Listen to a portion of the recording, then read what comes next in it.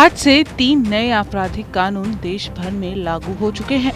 प्रशासन का कहना है कि इससे भारत की आपराधिक न्याय प्रणाली में व्यापक बदलाव आएंगे और इसका असर आम लोगों की जिंदगी पर भी पड़ेगा। इससे कानून व्यवस्था आम लोगों के लिए सुगम होगी।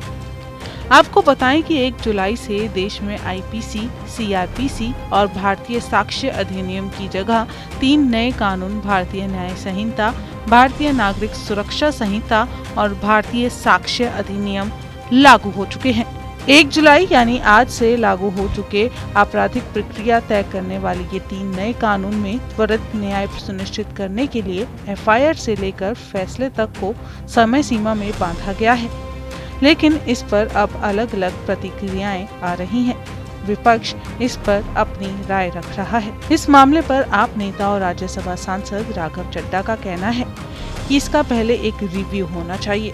कानून को इतने आनन फानन में लागू नहीं करना चाहिए।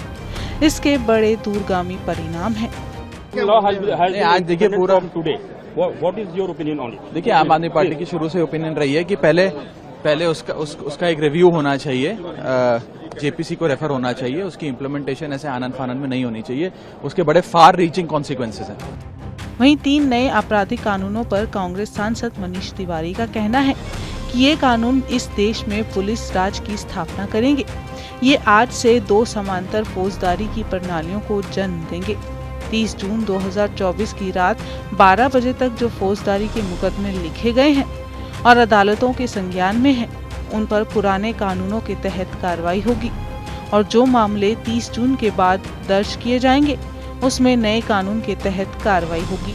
भारत की जो न्यायिक प्रणाली है उसमें 3.4 करोड़ मामले अभी फिलहाल लंबित हैं। इसमें से ज्यादातर फौजदारी के ही मुकदमे शामिल हैं, इसलिए इससे एक बहुत बड़ा संकट आएगा।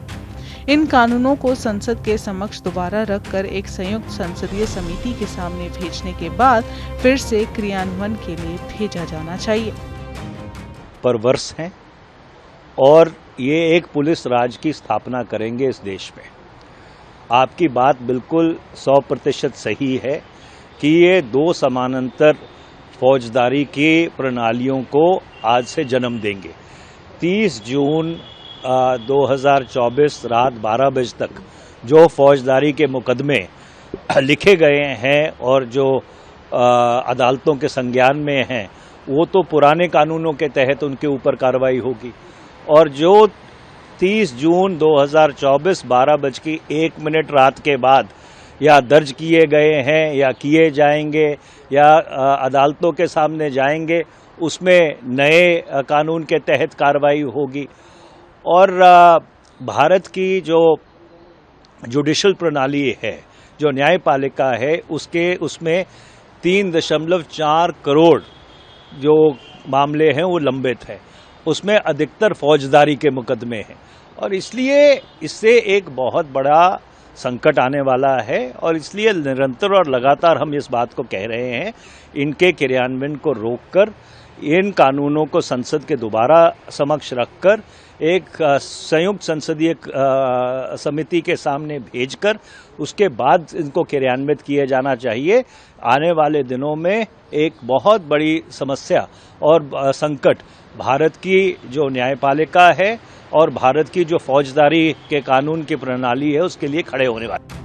नए कानून से आधुनिक न्याय प्रणाली सुनिश्चित की जाएगी। इसमें 0 एफआईआर, एसएमएस जैसे इलेक्ट्रॉनिक तरीकों से समन, पुलिस शिकायतों का ऑनलाइन पंजीकरण और सभी जघन्य अपराधों के लिए अपराध स्थलों की अनिवार्य वीडियोग्राफी जैसे प्रावधान शामिल किए गए हैं।